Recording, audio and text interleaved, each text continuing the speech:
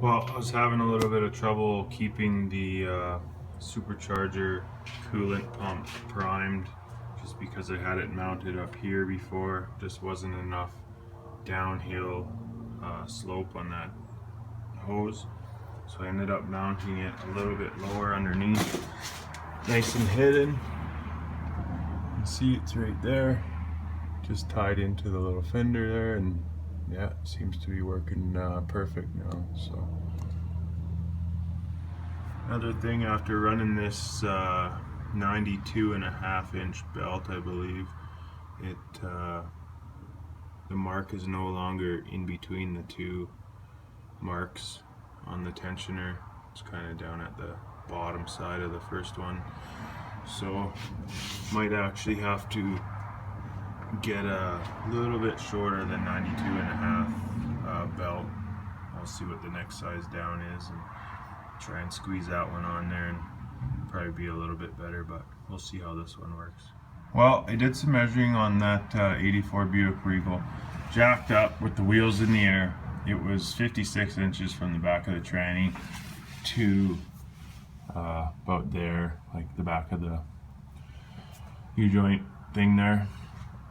So I checked the measurement on this with the Moser diff and everything in it was 56 and just shy of a quarter. So very close to the same as the stock Regal. Probably just that little bit. The motor and tranny moved forward with those LS swap brackets from Holly was the difference. So I did actually put this drive shaft in, and it I believe it's gonna work alright, other than being weak, and I won't be going drag racing with it, but yeah, bolts in.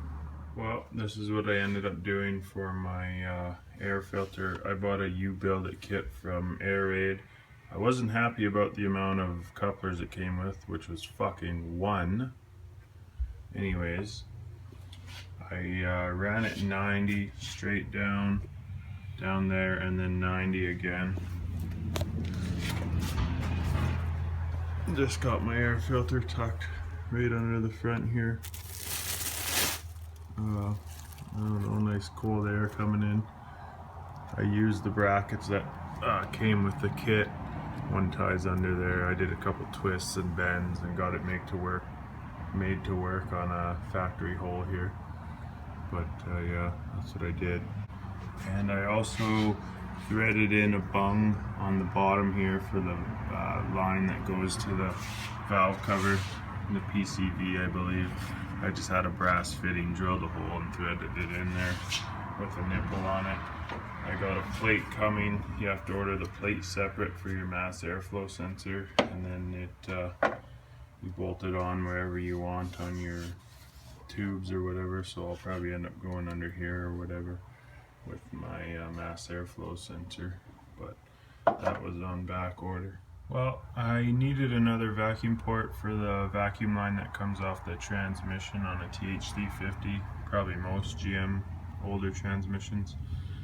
So I just got a 1/8 NPT tap and a little thread in nipple there. Drilled out the hole on the supercharger there, as much as I didn't want to, but I did, and then tapped it in and threaded it in. So that's where I got my vacuum from. I figured this side's got 3 in it, so I figured I was safe to go drilling a hole on this side. I ran the vacuum the whole time, and I'll also pop off this intake and then make sure no bits of aluminum got inside, and I'll vacuum it out. Here's a little something I built. It's a little fuel pump guard, just out of 16-inch aluminum. Just a little guard, drilled holes in it to protect from rocks flying up and burnt rubber and whatnot. Pretty simple deal. Just a picture of the Lokar kit.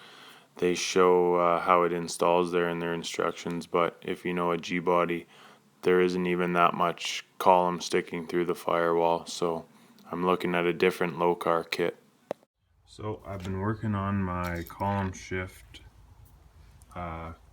kit here. This is a Lokar kit. The first one, there's no way it was going to work. It's a cable system.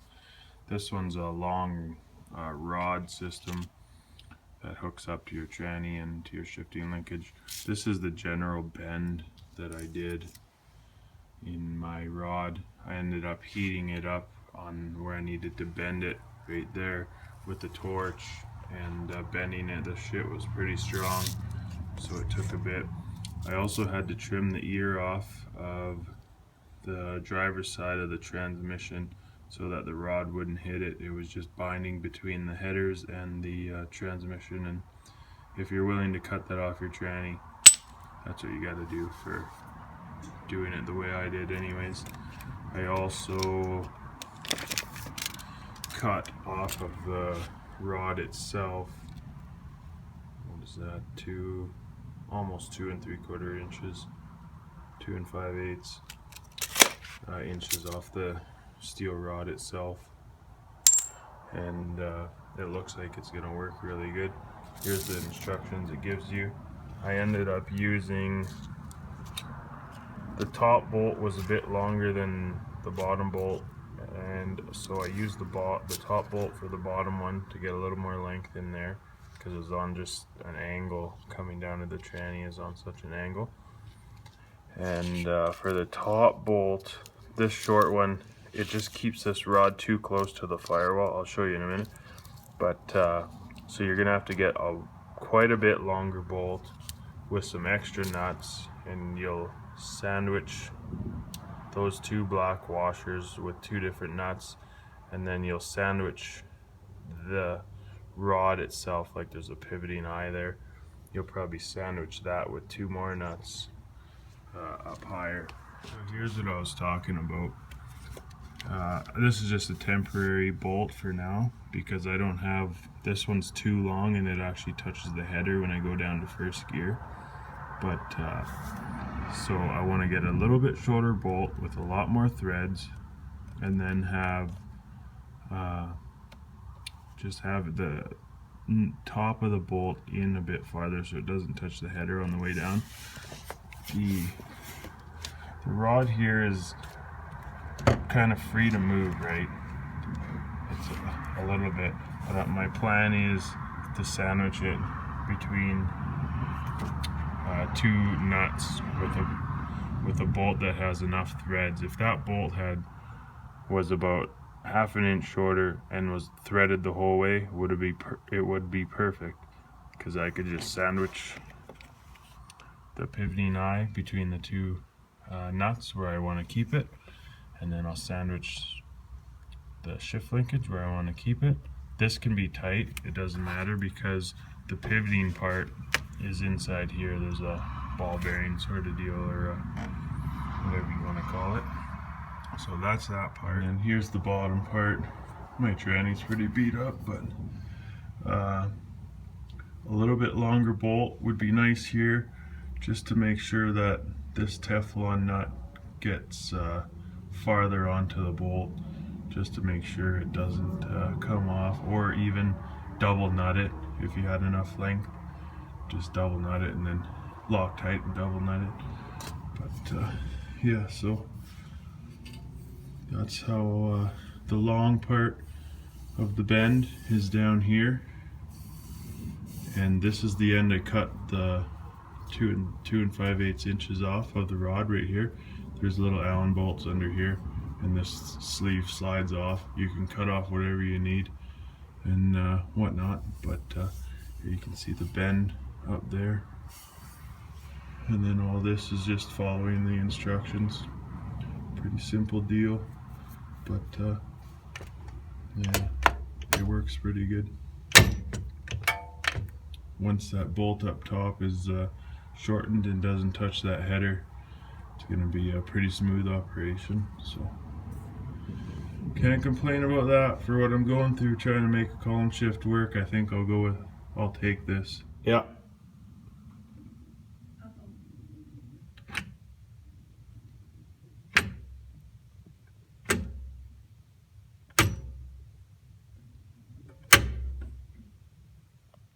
This is how it goes through the gears. Reverse, neutral, drive, pretty smooth. Second a little tight, and first is a little tight, but coming out, it's real tight. It's hard to be smooth, so I might have to do some more tweaking. Okay, go through the gears. Reverse, neutral, drive, second, first. You can see it's pretty tight down there, and that bolt wants to make contact with the header, but I'll shorten that up tomorrow. So I think part of the reason coming out of first into second and so on is so tight is because of the angles that these are at. So I will shorten this rod a little bit more so that when it comes down into first, this lever is more on an angle, so that when I go back up, it's already set for pulling it back. Should work out and make it bind a lot less. One more thing I've been working on is the brakes. Got this Willwood master cylinder. Not sure I like how it sits in here. The stock one was kind of leveled. This one sits on an angle, so I don't know if that's a big deal or not, having the fluid kind of sit in there like so, but I'll have to find that out. And I got the proportioning valve with it too, so I don't have to use that old one down on the frame by the header. I can just control how much rear brakes I get with this. And yeah, next step is to get all my brake lines built from the front wheels to here, and then here to the back disc brakes, because that Moser rear end comes with disc brakes, Willwood disc brakes, so that's why I went to this. I won't be building the disc brakes, I'll be sending it in to Cutting Edge to get it done.